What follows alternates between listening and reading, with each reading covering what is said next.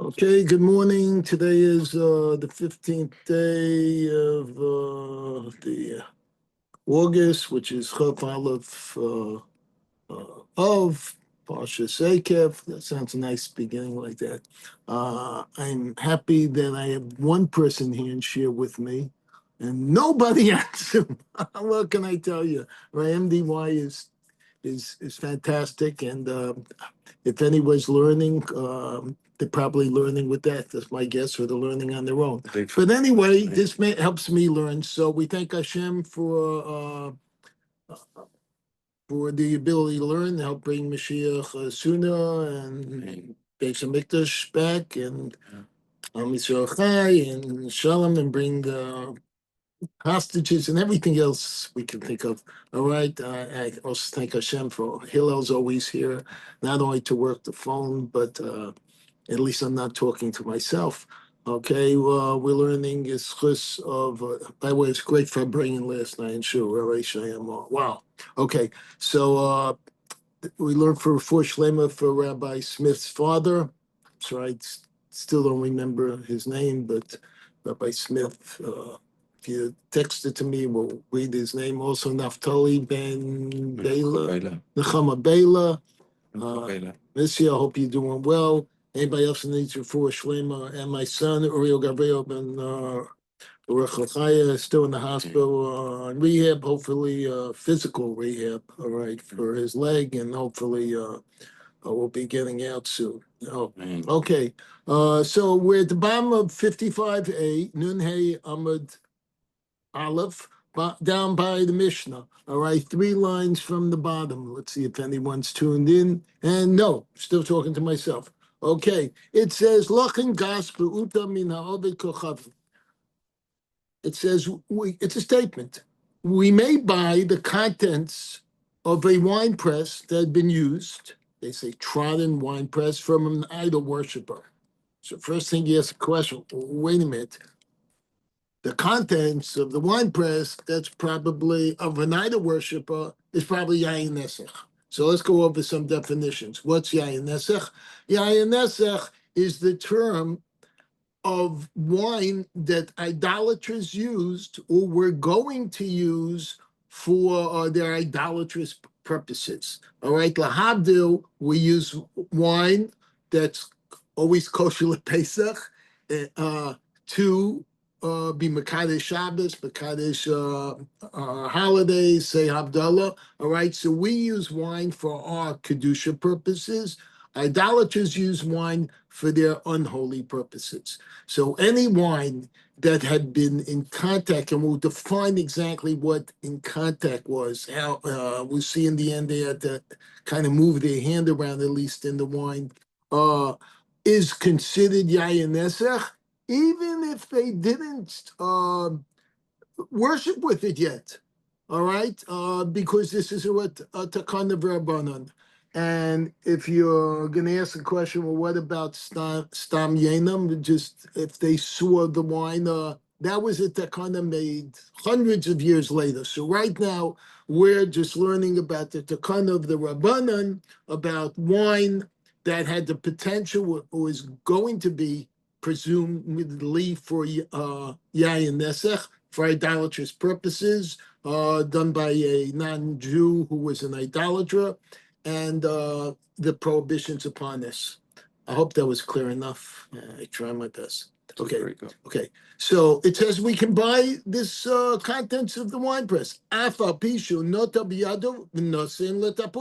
Even though the idol worshiper takes crushed grapes from the juice with his hand and places them on the mound. The mound meaning the top. Remember the wine press, you've got this big wide barrel, all right? And you're filling it all up with grapes, all right? It's filled to the top. And here's this non-Jewish idolater, it's a tough word to pronounce, all right? Idol worshiper, that'll make it easy, all right? And he grabs the juice with his hand and places it on the mound. And the Mishnah and the Gemara will go into more detail what exactly he's doing, all right? And why, even though he's doing that, we don't consider it yayin nesech, and it says further, they know say yayin nesech ad she'ered labor. It doesn't render it yayin nesech until it descends into the cistern. So now, to understand what that means, you have to visualize how they made wine in those days. So there was a giant vat, so to say. There's a famous picture of Lucille Ball in an I Love Lucy show one time. Even if you didn't watch it as a child, perhaps before BC, before Chabad or whatever, you might have seen this picture, and it just shows Lucille Ball like this, dressed up like, I don't know, Belgian lady, I don't know, with another lady, and they're jumping around in a vat full of grapes, making not grape juice, making wine. That's how you make wine. You stick the wine in a vat, you stick the grapes in a vat, and you trot on it. And then, as it becomes juicy, there's a exit pipe. It goes down out of that at a slant, going downward from this major that, all right, and eventually going through what's this, is cistern the word for, yeah, for this like channel or 3-inch PVC pipe that's open, or whatever, and eventually then there's a strainer we'll learn about, and then it ends up in a lower uh, uh, not a vat, but let's call it a well, that all the wine accumulates. And we will learn that actually, yayin nesech, it doesn't become this potential idolatrous wine or wine whatsoever until it's in the bottom portion. So it's not wine on top. It's not wine in the middle going down. It's not wine going through the initially going through the strainer. But once it ends up in the bottom, it is wine. Then they remove the wine, and they put it typically into barrels. All right, on the side, and it's the barrels of wine. Right, 100 barrels of wine on a wine. Okay, so now we understand how you make wine. Okay, let's see if anyone's tuned in yet. I don't see a picture. And whoa, all of a sudden it says 4, went from 0 to 4. So David's on. Hi, Dave. Joshua. Who's Joshua? Oh, Josh. Hey, Josh, I don't see a picture. I don't understand. All right. And okay, so thanks for tuning in. So hopefully you just caught the fact that I will just repeat it. A Jew can buy what's left over in a vat where they make wine from a non-Jew. Whoa! You come to teach it or you come to learn? Listen. Oh, wow. Okay, so we're just on Nunhe 55. I don't know if you just noticed, Rabbi Smith just walked in. So we're on 55 Nunhe at the bottom. We started the Mishnah that I'm just going to repeat again for the sake of the rabbi who just walked in. And it's, by the way, Rabbi, what is your father's name? Tzvi ben Yitzchak Halevi. Tzvi, first name is Tzvi ben Yitzchak Halevi. And if you can text it to us or you write down so we remember what's here. All right. So we start off saying that the Jew can buy the contents of a trodden wine press from an idol worshiper, and we explain what a wine press looks like, how it works, that they trod in the top giant vat. Then the wine, as it comes out of the grapes, goes down the cistern, it goes through a strainer, ends up in the bottle in the well. And only at that point, when it's finally in the bottom well, does it become yayin nesach, and not before. So now, in Yored Labor, once the wine has descended into the cistern, mashabor asur, that which is in the cistern is prohibited. Now, wait a minute, is the cistern the tube? Or is this the cistern is the tube? Okay. Cistern is not the bore at the bottom. The cistern, what? It is. Okay, so I said the wrong word, bing. So again, you've got this giant vat, all right? They're running around in it. They're trotting the grapes. They're turning into juice. The juice goes down a tube That's what I called the cistern. It was my mistake. The cistern is on the bottom. Okay, and then the well on the bottom is the cistern. Goes for right before cistern goes through a strainer, which we'll get into later on, and then it ends up in the cistern. At that point, it's considered yayin nesech. Now, you might say at this point, because you have shpilkas and you can't wait to learn the Gemara, what do you mean it's yayin nesech? Nobody's used it for idolatry yet. No, but there was a takon of the Rabbanan since the non-Jewish, since the pagan idolaters were going to use their wine for idolatrous purposes. So the moment they make their wine, already it's considered yayin nesech, and that was a takana made at that time. It was a rabbinical decree. Thank you very much.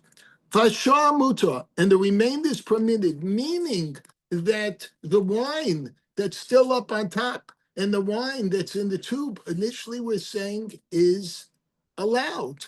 It's not considered yayin nesech, only that's ended up going down into the cistern. All right? And let's continue. Hold on. That's only because of tumors. All right, and the Mishnah was saying, in connection with this, I'm just reading English here, the Mishnah addresses another problem associated with pressing an idolatrous wine, namely that of causing tumor to produce of Eretz Yisrael. And again, we're going to go into that in depth, but there's several prohibitions against the Jew when it comes to his assisting in making wine. All right, so and that's the fact that you don't want to cause tumor to the products of Eretz Yisrael, to chulin, and by making helping make yayin nesech, you're in essence doing that. We'll go into in detail now. So the first thing says, remember this word dorchin, begins with a dalet. We may trade with an idol worshiper in the wine press. Again, and I just mentioned that famous scene from I Love Lucy of two people, Lucy and some other person running around barefoot in a wine press. That's how wine was made, all right? And at that point, even if the other person is not Jewish, it is not considered yayin nesech. Again, just repeating, it only becomes yayin nesech when it ends up all the way at the bottom in the cistern.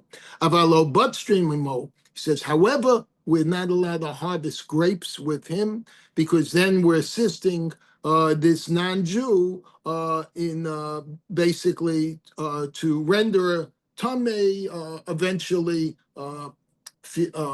this chulin harvested grapes from Eretz Yisrael, and that's not what it's all about for us. All right. The Mishnah discusses another ramification of the prohibition to cause tumah to chulin produce in Eretz Yisrael. Yisrael Jew also betumah.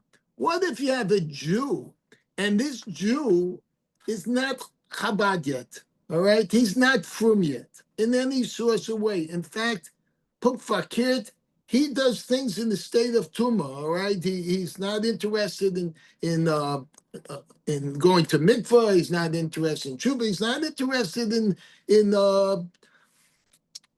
in purifying himself, so to say. So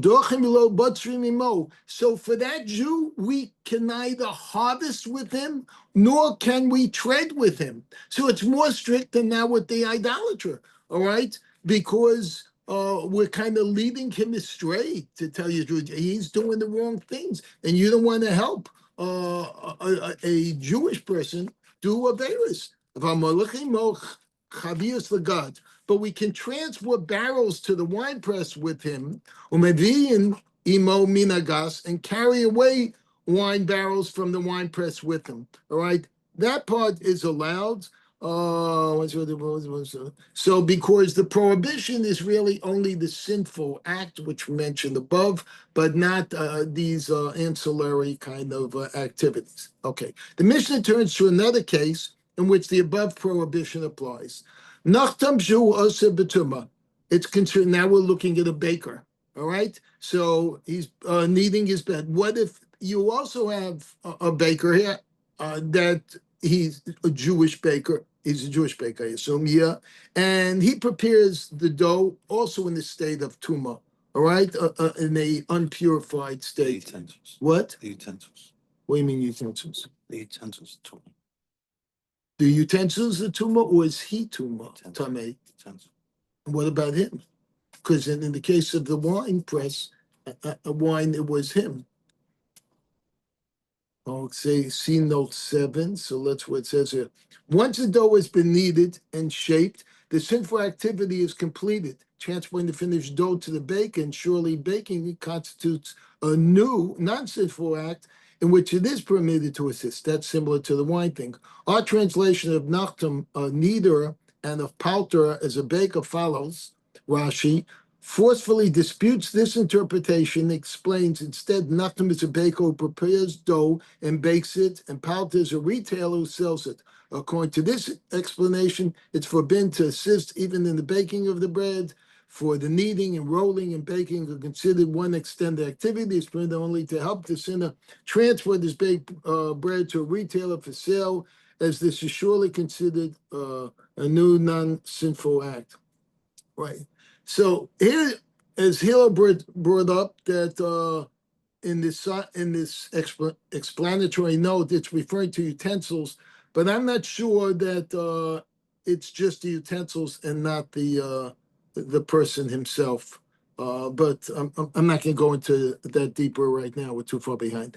We may neither knead nor shape the dough with them. But again, as we just said, we can transport the bread, the finished dough product, to the baker with them. Okay, so it's actually a two-step process. There's a person who kneads and makes the dough. It's like you go in the pizza shop. You see there's a guy and he's kneading the dough and then puts all these balls, and then maybe the guy next to him then picks up these balls of dough and then he flaps it, he goes, makes it in a pizza and sticks it in the oven. I don't know. I'm Rav Huna. So Rav Huna said, let's see, Yayin Kevin Chiischel Lehi Moshech Ose Yayin Nesech. Once wine begins to flow freely in the vat, it can be rendered Yayin Nesech. Okay, so when you hear this initially, it's throwing you off a little bit because you said, wait a minute, you just told me in the Mishnah that it's not Yayin Nesech, it's not considered potentially idolatrous wine until it ends up in the cistern, in the bottom well. And here it's saying once it starts to flow, go with the flow. That's when it's already Yain Nesach. So we're going to question Rav Huna's ruling. He says, Tan, we learned in our Mishnah, Lochin Gat, Be'uta mina ovid kochavim. We can, that's how we start. We can buy the contents of a trodden wine press from an idol worshiper. Even though he takes the crushed grapes from the juice with his hand and places them on the mound. Now, we're going to go into detail, but I'm giving you a sneak preview of the ending of how we discern the difference. We said before that everything's on top in the wine press isn't Yayin Nesech. And here we're saying, wait, he's taking grapes in with juice and he's putting on top and it is Yayin Nesech. Well, here's the difference. Just so your mind won't start thinking so much ahead. All right?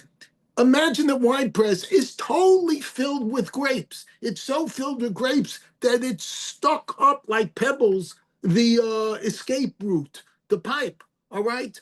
So what's the difference if he dumps more grapes on top? Even if the grapes are partially crushed and have juice coming out of them, they're not going to go into the vat and into the pipe to go flowing. So it's like an overflow on top. So therefore, it does not affect Yayin Nesech, which only happens in the end. All right, and that's what we're going to now explain. All right.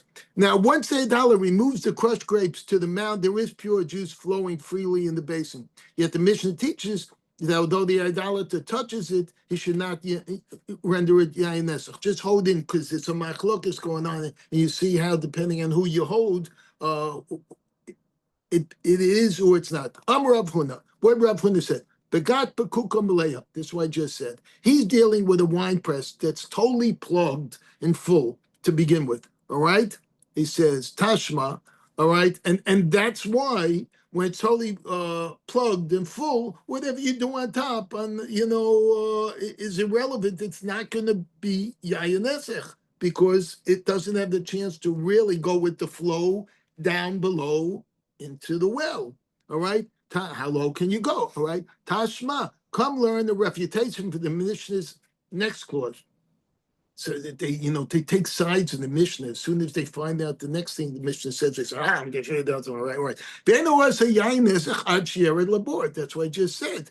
We had learned it doesn't become yain nesech, it doesn't become idolatrous, potentially idolatrous wine. Remember, they haven't used it yet for idolatrous purposes, but the Rabbanim made a takana, the rabbis made a decree that since the purpose of why they make wine is for idolatrous purposes, all right, at the moment they're handling the wine, all right, and remember the word handling because that'll be relevant soon.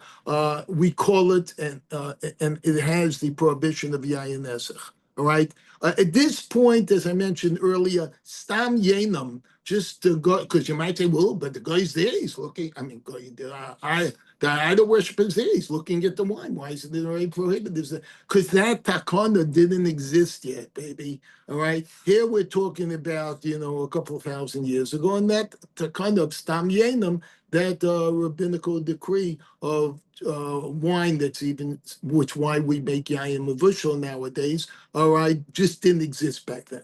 Okay. Hachanami begat bekukum leya. So Rav Huna again responds. Here too, the Mishnah deals with a wine press that is plugged and full. Tashma, come and learn the refutation from the Mishnah's next one. Did I just read this and it jumped on me, or it's just repeating it again? Several. Or it keeps on repeating the questions. same thing. Yared labor. All right. Once the wine is descended into the cistern, mashababor asur. All right. That which is in the cistern is prohibited. That which happens in Vegas stays in Vegas. That which became yayin nesach is yayin nesach and stays yayin nesach. Vashar mutar. But everywhere else, it's still okay, meaning above that. So obviously the wine does not descend into the cistern unless the drain of the basin is unplugged. Thus we see that even after the wine has begun to flow freely, that which is in the basin is not subject to becoming yayin nesach. This is really a question. Okay, Rav Hun is forced to concede that the Mishnah contradicts his ruling, but he nevertheless deflects the challenge. Amar Rav Huna. Rav Huna said, "Lo kasha." There's no difficulty. Kan b'mishnah rishona, kan mishnah achrona. All right. The Mishnah has a beginning, a reisha, and the Mishnah has a sefer, has an end. So, all right. Here is my ruling. You are presented with here in our Mishnah, we're presented with the initial teaching of the law, kan mishnah achrona, whereas here, in my ruling, you're presented with the final teaching. Okay. So, again, just keep on remembering some machlokas because this happens for the next page and a half. Go from one side to the other, which kind of is, in general, what happens all through the Gemara, and which always reminds me of what Rav Lehrfeld said. It's all a machlokas. Anyway, now once I heard that, it always rings in my mind. All right, Tanya, if it was taught in the Brisa, Barishana you amrim bedat. Okay, so now we're going to hear two acrostics or acronyms, letters of how we can remember what was the reasoning or teaching of the first Mishnah or the ratio of the Mishnah, if you want to call it, and then we'll change the letters around for the Sefer. All right. So originally this is what they said, Bidad, and what does Bidad stand for? Beis Dalad Dalad. Beis stands for Botzrim. Ein Botzrim em Ove Kochavim. We're not allowed to harvest grapes with an idol worshiper that's going to use them for processing in a wine press. Sasra legrum tuma lechulim sheberet Yisrael, and this is we said earlier because it's a separate prohibition that you can't go, all right, to cause chulin, things that have not become kodesh, hektish, truma wasn't given. Right, truma wasn't given yet to become tamei, and then they can't give truma to kohanim. All right, so you can't interrupt that process. Right. Two possibilities. Yeah. One is that it's with a Jew who's going to take truma, and then he won't be able to do truma. Another one is just a general rule that you can't increase impurity in Israel. So even though it's a non-Jew who's not going to take truma, but this opinion holds that you can't increase impurity. Oh, I like that. If you didn't hear Rabbi Smith, which is my favorite student because he's my teacher, Even my wagon driver. Even my wagon driver knew this answer. That's funny. All right. He said there's two ways of looking at this, or two opinions. One is that we're talking about a Jew that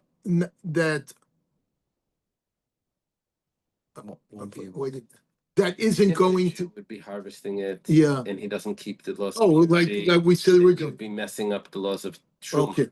Okay. Here it's just the increased tuma.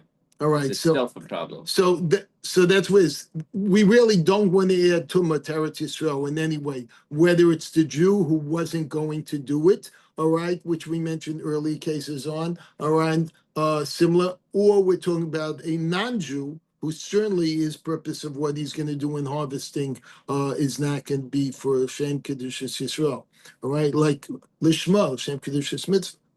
In Yisrael, betuma. That's the second dalit, all right? That we're not allowed to tread. Dalit is for dorching, which means treads grapes with the Jew who processes his produce in the state of tuma. So here it's talking about, that's why I remember from before, that the Yisrael, the Jew himself, is tamei. Here there's no, it was by the baker, apparently they bring up the subject of utensils. But here, there's no utensils. I mean, the utensil is the guy's feet and hands, he's making a tamei. Of the Avera, because it's forbidden to abet, which means to help. Sin is in their sinful activity. You see a Jew doing a sinful activity, try and help them not to continue doing this sinful activity. Don't look aside and say, whatever. But the third dalit says that we can trade grapes with an idol worshiper in a wine press. Whoa, that's really very interesting. In other words, you have a wine press. A idol worshiper walks in. He plans on making Yayin Esich, by definition, idol worshippers, he goes in and you're allowed to go in and tread with them, according to this first interpretation, which is going to cause certain questions. All right, of course, we'll have the answers for that.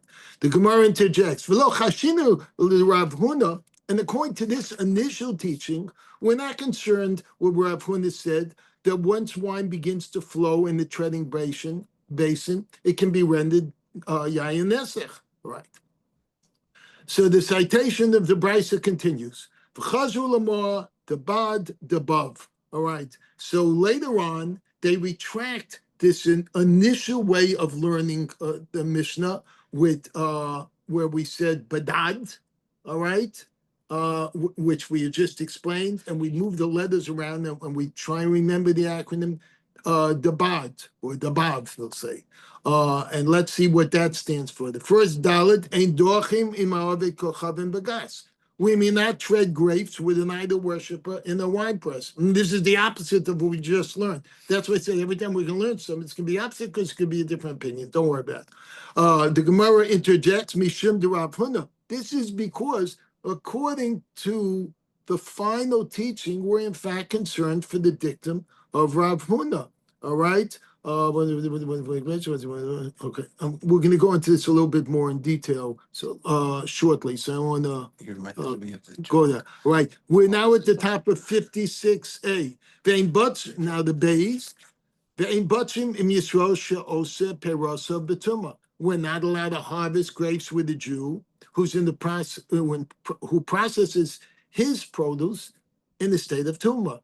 The choshekein shein dochin, and certainly if you can't harvest with him, you shouldn't tread with him the grapes in the wine press. Again, this is a Jew who is not keeping laws of purity. Aval batzrin im ha'oved kochavim begat. But the final bab says, but we can harvest grapes with an idol worshiper who's processing in a wine press. Shemuta legrom tuma lechulin beretz Yisrael, because it is permitted to cause tuma to chulin of Eretz Yisrael. So it's very interesting because this is just the opposite of what we said earlier. And let me see why there's nothing wrong with dividing benefit and earning a wage through harvesting grapes. Okay, so if the commentary explains here that what's really saying you got to make a living, all right. So if your living is to go step in that wine press, and that happens to be owned by a guy or who plans on eventually making yayin nesach, because it isn't yayin nesach yet, doesn't become yayin nesach until prohibited wine for idolatry purposes, until it ends up down below. All right, in the cistern, it's got to go through the tube and then end up down below through the strain into there. All right, so all you did, you're just doing your day job. And at the point that you were doing your day job, there was no illegal activity. All right, there wasn't yayin netzich. It happened to be after hours, they close the door, the mafia brings in their guys, they steal stuff off the trucks. Then the illegal activity goes on. At any rate, I saw one of the things, I think a talk key, louder, because again, and one of the things that I read, one of the key, I think, is that the finished product. right. That's what we keep on talking about, the finished product. In other words, it's not until it gets into the cistern that's yayin nesach. That's what we keep on talking about. Although we're going to learn later about there's a thing with it floating up. You know, when you make wine, there's dregs that go down, but at the beginning, there's stuff that float up, the skin, this and that. You know, like when you make chicken soup, you know, the fat comes up to the top, you take the fat off, this and that. That's the best part. Okay. All right. If you want to get fat. And Okay. I think the main point is that if it's a Jew that's doing it, so he's doing a sin by making it tummy. Initially. Yeah, and therefore you can't assist him. But if it's a not, because it's gonna ruin the truma. If it's a non-Jew, then there's no truma, and there's no sin, because the non-Jew doesn't have a sin, so there's no problem in assisting him. Okay, so that, I like the way the rabbi explained it. So Rabbi Smith said the difference between assisting a Jew that's tamei and a non-Jew idolater. The Jew that's tamei is doing a sin. All right, he's tamei, and he's going to make this wine to be wine, the grapes that have been harvested tamei, meaning impure, which means then truma cannot be given when you have the finished product. So he's essentially preventing truma, the gift 2 in 100 to be a 1/50th of the produce to be given to the priests. Okay, but when it comes to a non-Jewish idolater, he doesn't have the mitzvah to do this. All right, so at the beginning, before it's Yayin Nesach, he's not doing anything wrong. So therefore, you can work for me. You can assist him at that point in the wine press. Okay, thank you. It's so much easier when you have your wagon driver here. Okay. All right, repeating this again, that yayin nesech, again, that's the term for potentially idolatrous wine to be used for idolatrous purposes. It doesn't become such until it ends up in the final cistern. All right. The Mishnah's ruling indicates that once the wine descends to the cistern, it is considered fully processed. The Gemara notes a contradiction in this regard between our Mishnah and another. Okay, so now that we're finally clear on that, let's see why another Mishnah seems to contradict it. All right. Vatanya, then we learn elsewhere, yain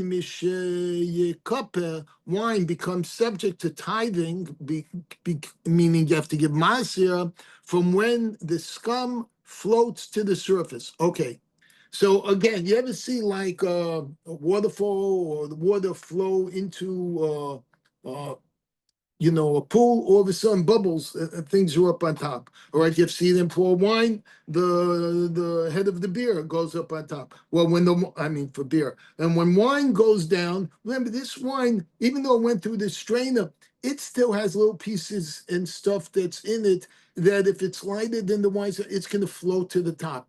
So when it comes to giving masir, and masir is given, it's there. The end product is after this stuff floats to the top. And we'll see another opinion. It's not in the cistern, but it's after they take it out and they put it into barrels, and then it floats to the top. Either way, whether it's 2 or 3 opinions, we'll see. But the point is, by masir, by tithing, the final product is after it floats top. However, here by Yayin Nesech, by potentially idolatrous wine, it's just once it's in the cistern. Okay. Weiter. So what's the question? what? Leave it first as a question. Yeah. Here it says in the system. Here it says when it's Right. to the top. Right. So now let's see what the answer is. Amarava, Rabbi says, look, Kasha, it's not really difficult. Harabi Akiva, Harabanan. It's a machlokes. That other opinion in Mishnah reflects the opinion Rabbi Akiva, and whereas this Mishnah that we're learning reflects the opinion of the Rabbanan. That's none. So we're gonna go over what's toward in the. We're gonna bring a brisa. All right. Yain Mishiyered Labor. When wine goes down, descending into the cistern, remember the going with the flow. Rabbi Akiva, what Rabbi Akiva said, Mishikapa, wine becomes subject to tithing only when it floats, the scum of the wine floats to the surface. The Gemara analyzes Rabbi Akiva's opinion. So what does this mean? All right. They inquired, Kipi Devor. Does Rabbi Akiva refer to floating the scum to the surface when the wine is in the cistern? Or Kipi the Chavis? Or is it talking about after we take it out of the cistern, the wine, and then we put it into a cask or a barrel before we seal the barrel? We wait for whatever's in there that's no good to float to the top. So we're looking for what the final product is. The Gemara resolves this inquiry. How do we resolve it? Tashma. Okay. We're right in the middle of 56a. All right. The Tanya, because we learned in the very Mishnah side above, mayim mishayikaper, wine, when it's subject to tithing, from when the scum floats to the surface, afal pishakipa, even though the scum floats to the surface, kolek minagata oyono uminatzino v'shota. One may still collect wine from the upper wine press, the treading basin, and from the drain pipe leading from the basin to the cistern. So this last statement says that even though the stuff on the bottom is already okay for giving masir, all right, or if, as we said before, or might be prohibited for giving prohibited because of yayin nesech. Nonetheless, the stuff that's in the pipe, all right, and the stuff that's on the top level, the treading, vat, all right, that stuff is not prohibited, all right. Once again, for the basin and drink it and from the drain pipe leading from the vein and drink it without tithing it. In other words, since it's not a finished product, you can actually drink some of that wine, and you don't have to first give maser for it. Shmami now, keep it devor kamrinan. Learn from this, they were referring to the floating of the scum to the surface when the wine is yet in the cistern. Whatever. Shmamina, indeed, learned from this, the Gemara concludes. All right. Okay, so we're now going to show how the Bryce really appears to contradict or does contradict the this previous opinion of the Rabbi Akiva versus the Rabbanan. Vatane Rav Zvid b'dvei Rabbi Yoshia. But Rav Zvid taught a Brisa at the Academy of Rav Hoshea. Yain mishyered labor v'koper, when wine descends into the cistern and then the scum floats to the surface, was Rabbi Akiva says. Rabbi Akiva says mishiyishla bechavias, when wine he says wine becomes subject to giving maser only when it's drawn from the cistern for pouring into the casks. Right, this initially appears to be contradictory to what we said before, because we said before, I think, that it's already you have to give a masya before it goes in the cask, or are we asking it as a question? We're saying that I have a Tanakama and Rabbi Akiva. Right. The Tanakama before said that that once it goes in the cistern, that's Here, the Tanakama says that it has to be yikveh. It has to go up. The scum has to go up. Right. The Rabbi Akiva before said when the scum goes up. And here Rabbi Kiva says when it's put into the barrel. Right. So they seem to have reversed their positions. Right. All right. That's why I said when I learned it, I said you keep on getting very confused because they keep on like switching sides.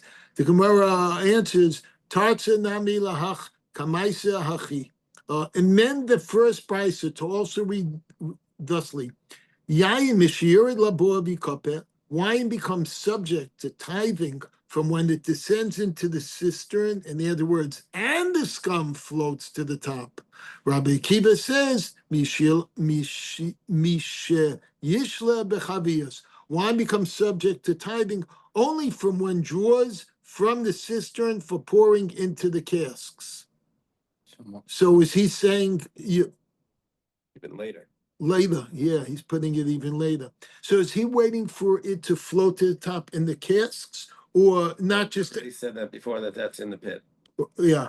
All right. So it's just a matter of in the pit, still stays in the pit. Once you take it out, put it in the cask. That's the finished product. That's when the maaser is So due. far, there's two opinions. Yeah. Wine flows into the pit, and the scum floats to the top. Right. And then when it's removed, that's one opinion. When it's removed from the pit, put into the barrels, that's Rabbi Akiva's opinion. Okay. Hope you heard that. Velamas nis nigmarias the katani eno ose yayin nesech achired labor. But then consider our mission. Now we're going back to our Mishnah because it seems to be contradicting all of a sudden the fact that we're talking about this rising of this scum. But then consider our Mishnah, which teaches that an idolater doesn't render the wine that he touches yain nesech until it descends into the cistern. So again, now we're back to kind of almost the same question. This implies that once it flows into the cistern, he renders it nesech wine through contact immediately, even before the scum floats to the top. But our Mishnah wasn't talking about Maser, was it? I was talking about Yain. We didn't We make didn't a get the- distinction between Meiser Yain and Not yet. Okay. Apparently, our Mishnah holds, unlike both the rabbis and Rabbi Akiva, that wine is considered fully processed from the moment it descends into the cistern. Lema tlasa tanehi. Shall we therefore say that this matter is the subject of three Tanaic opinions? So one opinion would be that once it flows into the cistern. One opinion would be flows into the cistern, but then you have to wait till the scum flows to the surface. And the third opinion would be wait until we now poured it into barrels or caskets, all right, casks, and then if you drink too much, then you end up in the casket, all right, and then that would be the third opinion. So Gemara responds, lo, no. All right. By the way, the correct way for saying lo in Hebrew, in modern day Hebrew, is lo, lo in Cain. They don't say lo, L-O-W. I learned that from watching Israel stream. All right, it's lo. Lo in Cain. They don't, it's not low, like how low can you go? All right. With respect to tithing obligation, even our Mishnah agrees that wine is not considered fully processed when it's merely descended into the cistern. Shana yayin nesech, the achmiro be rabbanan. But with respect to nesech wine, the law is different. For the rabbis were stringent regarding nesech wine.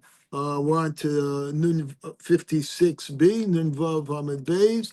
Well, the Rabba the lo shani lay, but as for Rabba, who does not distinguish between the law between nesech and maser, a mokim lay kitlasa tane.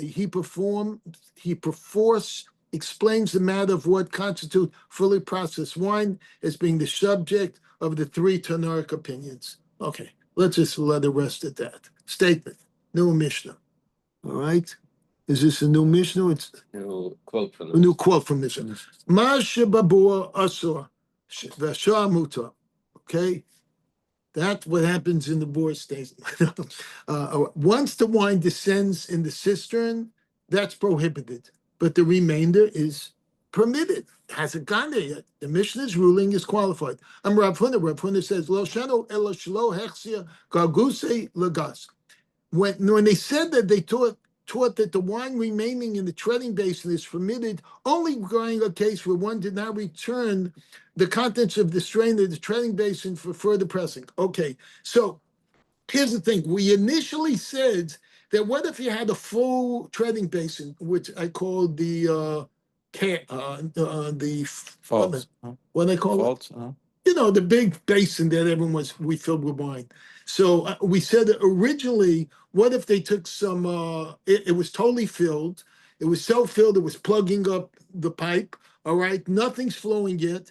And the idolater goes takes some more grapes, which he squeezes a little bit, makes some juice to it. He puts it on top of all that. That yayin is not yayin nesach. Why? Because nothing's flowing yet, and the things are basically sealed by all the grapes. So it's just, you put some whipped cream on top of the ice cream. It's just going to melt and go to the sides. All right. But here there's a question. What if this strainer that we mentioned, all right, which catches the wine, and at this point we haven't said exactly where it is. It appears that this strainer is in the bottom cistern right there at the entrance, because it itself has to become tummy. The only way it can yayin nesach, it can contain wine that's yayin nesach if it's in it. So imagine the last strain is actually with just at the entrance, but within the wine that's there. So he takes that strainer that's got some grapes in it. He wants to get more out of it, and it still has potential grape juice wine.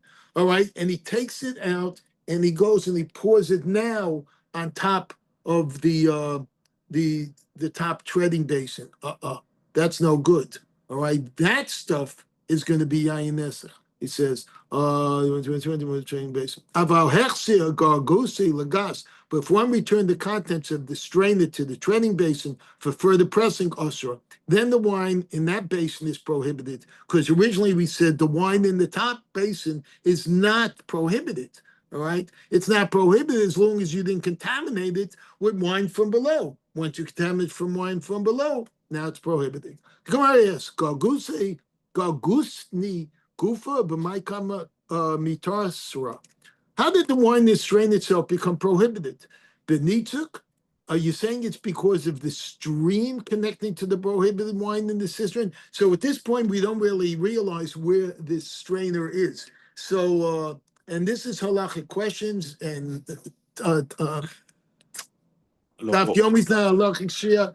And although if you have any questions, we'll ask my wagon driver. All right, but I know on Pesach, people used to ask the question, do I have to kasha the what do you call it, the faucet that's in my fleishik and milchik sinks? All right, because the fleishik and the soup, it can go into.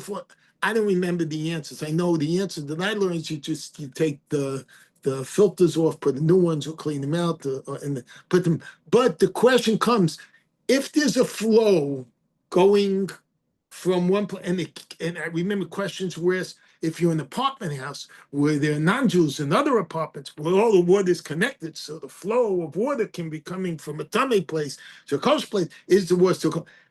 We're not going to get into that, but there is a concept of nitzuk, of flow.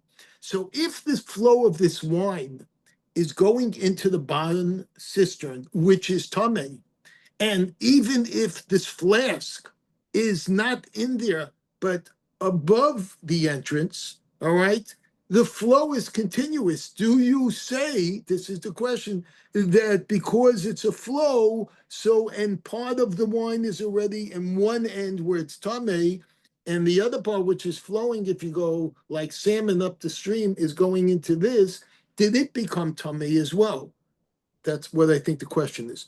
Shramina, all right, Nitza Chibur. Shall we therefore learn from this ruling of Rav Huna that the stream constitutes a legal connection? That's the question. But the Gemara rejects this suggestion. Kiditane Rabbi Chia taught in the Brisa, all right, Shepechasa to slow chiso, where the wine in a dollar's flask rolls until it touches the funnel. Aye.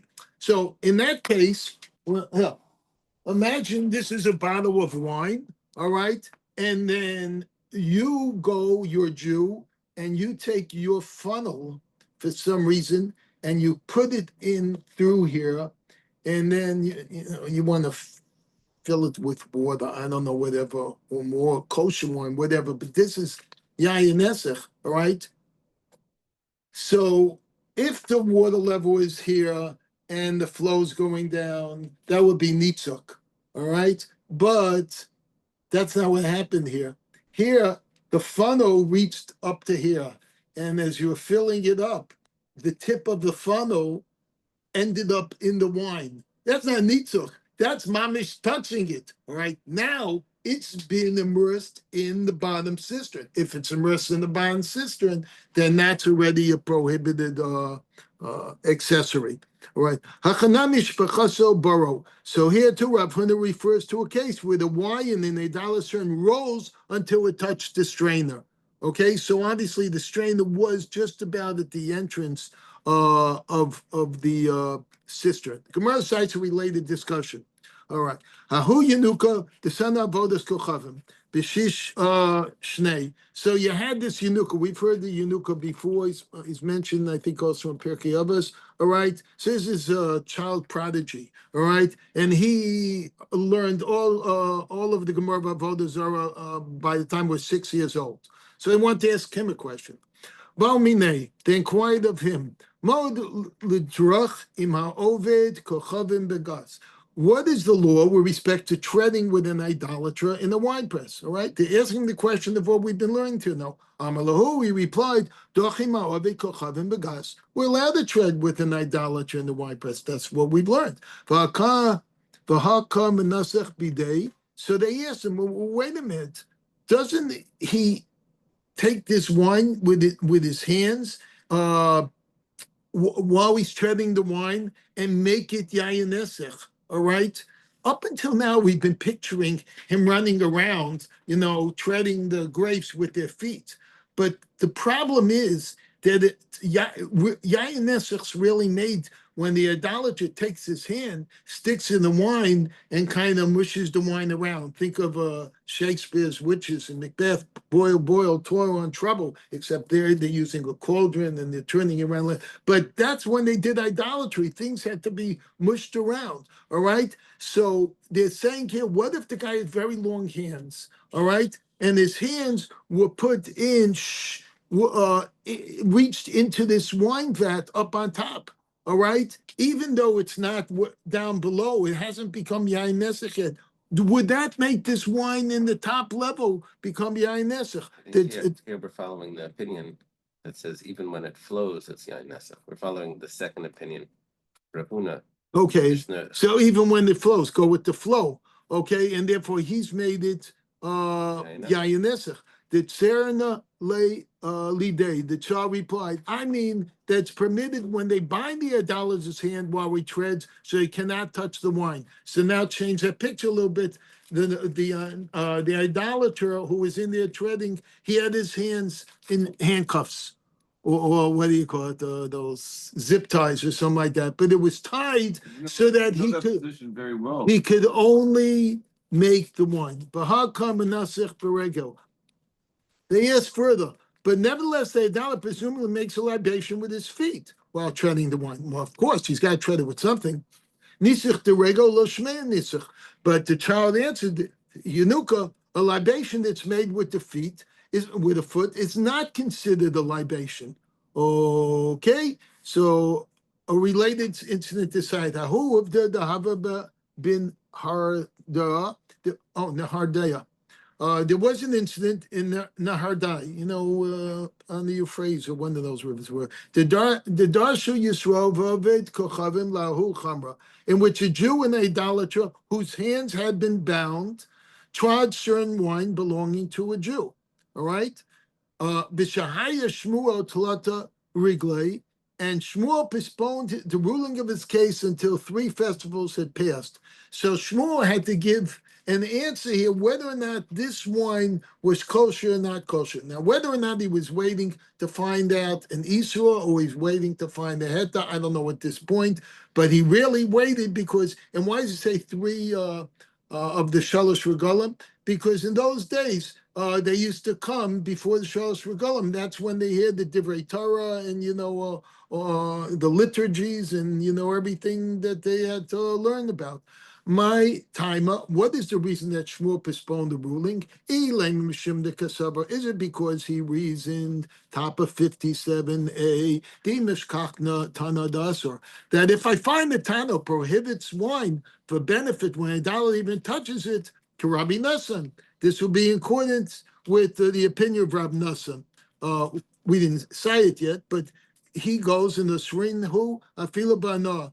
I will rule it's prohibited even for benefit. Surely you can't drink it, but you can't sell that wine even for nah. The Gemara pauses to cite the Brisa contain Rav Nassan's opinion. All right, let's say 2-3 minutes left. The Tanya, it's taught midado. If an idol worshiper measured the level of wine in the juice cast, bein biyad, bein baragil. All right, so how did he measure it? He puts his hand in, he's like an amma. He says, I got a number of wine. All right, or he puts it in, guys, on knees height. Or maybe it's less, he had tattoos on his arm of a ruler. He said, 6 inches of wine. He just looks, or he just sees how high the wine came up. Right, bein biyad, bein baragil, by inserting his hand or his foot, it should be sold. So he says you can still sell it. So you can't drink it, but you don't have an Isra a prohibition of getting some benefit out of it. Rab Nassan says, Biyad Asor, if he uses his hand, it's forbidden even for sale. There is an Isra na, Berega Mutar, but if he measured it with his foot, then it's okay. All right, let's stop here by the question, Ema Dama Rab Nassan Biyad. Because So one more line. okay, one more. Ema Dama Rabbi Nassan Biyad. I can say Rabbi Nassan stated his stringent opinion only regarding this with his hand. Berego miyamar. Did he state it regarding a case where Adala merely touched it with his foot? Certainly not. Thus, in Shmuel's case, where the idolater merely tried the wine with his feet, there was no basis for Shmuel to even consider prohibiting the wine for benefit. Ella, rather, the mishkachna Tana deshari, that if I find the Tana, so that's why he was swank, who permits even for drinking when an idol Mary touches it. And who is that? To Rabbi Shimon. Can I stop here? No, one more. Rabbi Shimon, Isharya Filo Bishtia, because he rules that even drinking would be permitted. Now up to the question, can I stop? No, one more rep. I gotta go down. One more rep. Come on. Thank you, Rabbi, for showing up. It's a lot. Would you like to stay? Okay. We actually had a lot of people online today. Yeah, it wasn't low. It was low coat. They Thank thought you. Rabbi Smith was coming back.